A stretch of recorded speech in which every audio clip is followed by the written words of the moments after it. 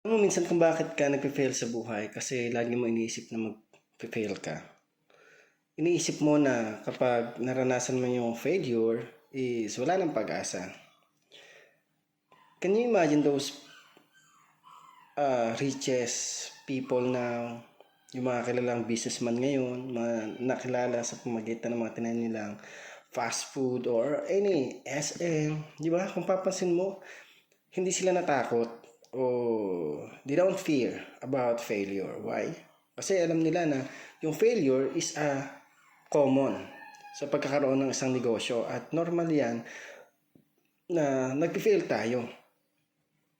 At dahil sa failure na yon, doon tayo natututo na lumaban at bumangon, malaman ano ba talaga yung nagawa nating mali. At sa mga susunod, malalaman na natin ano yung dapat nating gawin. Hindi isang beses, hindi 10, hindi 20, kundi maraming times na mararanasan natin na mag-fail sa buhay. But the most important is we learn from that. Alam natin kung ano yung ginagawa natin. At alam natin na hindi tayo paurong, kundi pasulong tayo na talagang pag-aaralan at aalamin yung mga bagay na nagagawa nating mali.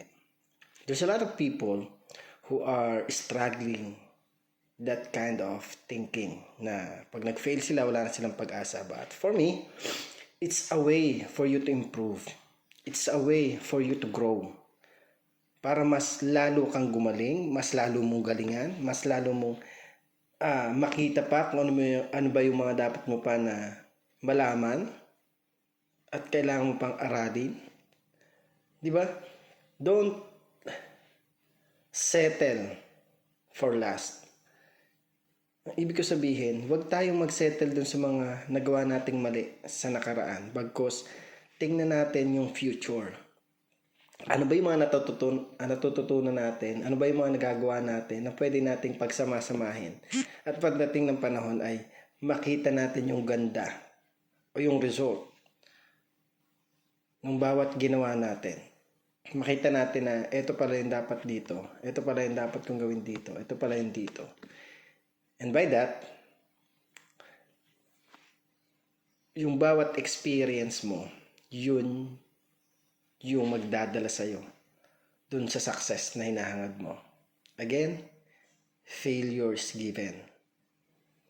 Yung failure, part yun ng success natin. At yan yung time na kailangan mong labanan. Kailangan mong tutukan. Because all of us can encounter failure when we are achieving something na gusto nating mangyari sa buhay ng bawat isa sa atin. So don't be afraid and focus on your goal.